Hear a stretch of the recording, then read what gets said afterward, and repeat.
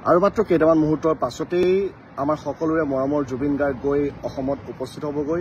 ইতিমধ্যে সকলোৱে অধীৰ অপেক্ষাৰে বাট চাই ৰৈছে আৰু আমিও ঠিক তেনেদৰে আচলতে যোৱাকালি যেতিয়া খবৰটো পাইছিলোঁ ততাতৈয়াকৈ ছিংগাপুৰৰ অভিমুখে ৰাওনা হৈছিলোঁ। আজি ৰাতিপুৱা আহি ছিংগাপুৰত উপস্থিত হৈছোঁ আৰু তাৰ পাছৰ পৰা ছিংগাপুৰত কি দেখিলোঁ, ৰাতিপুৱা আমি যেতিয়া আহি ইয়াত পালোহি তাৰ পাছতে আমি ততাতৈয়াকৈ গৈছিলোঁ সেই হস্পিটেলখনলৈ, ছিংগাপুৰৰ জেনেৰেল হস্পিটেললৈ গৈছিলোঁ, য'ত আচলতে জুবিন গাৰ্গ আছিল। আৰু তাত গৈ আমি গম পালোঁ যে জুবিন গাৰ্গক সেই হস্পিটেলৰ যিটো 9 নম্বৰ ব্লক তাত ৰখা হৈছে, তাত তেওঁ অন্তিম শয়নত শুই আছে। আৰু তেতিয়া আমি তাত গৈ যেতিয়া উপস্থিত হৈছিলোঁ আমি তাত কোনো চিনাকি মানুহ দেখা পাওঁ নেকি বা তেওঁৰ লগত থকা কাৰোবাক দেখা পাওঁ নেকি চাইছিলোঁ, কিন্তু ৰাতিপুৱা আমি তাত কাকো দেখা পোৱা নাছিলোঁ। আৰু তাৰ সমান্তৰালভাৱে কিছু সময়ৰ পাছত তেওঁৰ যিগৰাকী মেনেজাৰ তথা যি নৰ্থ ইষ্ট ফেষ্টিভেলৰ উদ্যোক্তা তেওঁলোক গৈ পাইছিলগৈ, তেওঁলোকৰ সৈতে আমি কথা পাতিছিলোঁ।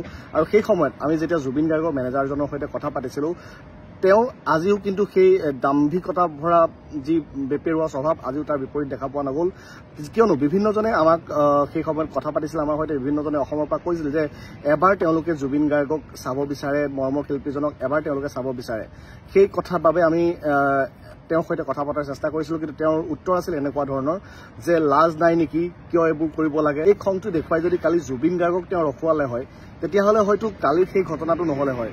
তেওঁ যিহেতু এজন মেনেজাৰ হৈ তেওঁ পানীত নমাতকৈ জুবিন গাৰ্গৰ স্বাস্থ্যৰ প্ৰতি খেয়াল ৰাখি তেওঁ সেই কামখিনি কৰিব লাগিছিলে, যিটো কামৰ পৰা জুবিন গাৰ্গৰ আজিৰ এই পৰিস্থিতি নহ'লে হয়, জুবিন গাৰ্গ আমাৰ মাজত থাকিলে হয়, যদি তেওঁ নিজৰ দায়িত্ব সুচাৰুৰূপে কৰিলে হয়।